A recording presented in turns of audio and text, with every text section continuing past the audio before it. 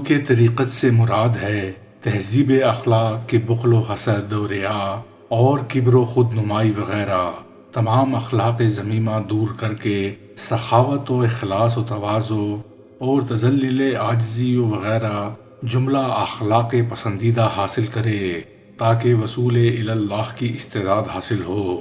اور طریقت صوفیہ کی اصطلاح میں مقامات و منازل الی اللہ کے قطع کرنے کو کہتے ہیں، اور اس کا پہلا دروازہ شریعت ہے۔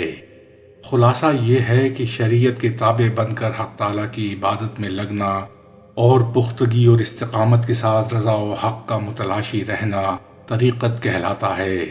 اور ابتدائی طریقت یہ ہے کہ شرعی رخصت اور سہولتوں کو چھوڑ کر مستحب اور مستحسن افعال کو اپنے اوپر لازم کر لے۔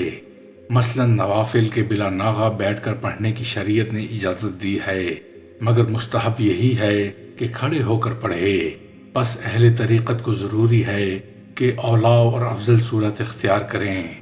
اور نہایت طریقت کے معنی حضرت جنید رحمت اللہ علیہ نے بیان یہ کیے ہیں کہ ہدایت کی طرف لوٹ آنا طریقت کہلاتا ہے۔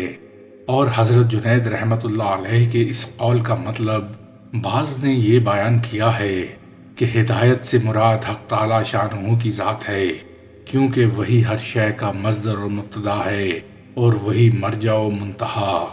قرآن شریف میں آیا ہے کہ اسی کی جانب لوٹتے ہیں جملہ امور، اسی کی جانب تم سب لوٹ کر جاؤ گے اے محمد صلی اللہ علیہ وآلہ وسلم، ہر کام کا منتہا تمہارے پروردگار کی طرف ہی ہے۔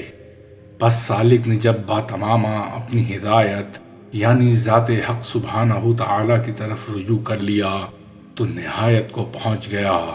اور دوسرے معنی یہ ہیں کہ مرید جب اپنی ہدایت کی طرف لوٹ جائے گا تو نہایت کو پہنچ جائے گا، یعنی ماں کے پیٹ میں جب کہ حق تعالیٰ نے اس کو پیدا کیا، صورت عطا فرمائی اور روح پھونکی، تو بجز حق تعالیٰ شانہ کے وہاں صورتاً بھی اس کا کوئی نگہبان یا مربی نہ تھا۔ یہ کمال فقر و احتیاج اور عجز و کمزوری کی حالت میں خدا پر بھروسہ کیے ہوئے تھا، خضوع اور تواضع و تذلل کے ساتھ ساتھ موتصف تھا، حسد و کینہ و خود پسندی و تکبر وغیرہ صفات مذمومہ سے بالکل منزہ تھا، اور جملہ عیوب سے مبرہ، خودی اور خودی کی نفی تک سے بے خود اور بے خبر تھا۔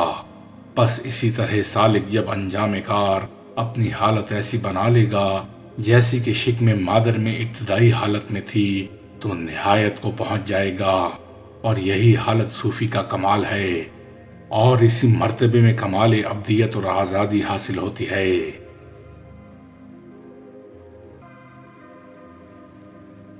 طریقت میں بتہرے مقامات و منازل ہیں، اور ہر مقام کے لیے ہدایت اور نہایت ہے، اور ہدایت کے درست کیے بغیر نہایت کو پہنچنا محال ہے۔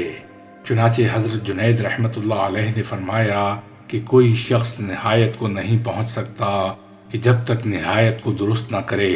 اور بعض صوفیاء نے لکھا ہے کہ وصول یعنی حقیقت و معرفت و طریقت کے اصول خراب دینے سے ضائع ہو جاتا ہے، اور یہی ارشاد ابو سلیمان درانی رحمت اللہ علیہ کا ہے۔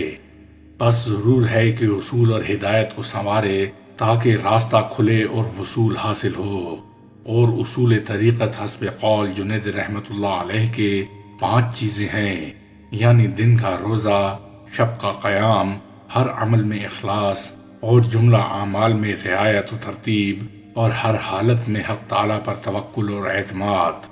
سہیل تستری رحمت اللہ علیہ فرماتے ہیں کہ ہمارے اصول 7 چیزیں ہیں: کتاب الہی کو مضبوط پکڑنا، سنت نبویہ کا اتباع کرنا، کل حلال، مخلوق کو ایذا پہنچانے سے باز رہنا، گناہوں سے بچنا، توبہ کرنا، اور جملہ حقوق کا ادا کرنا۔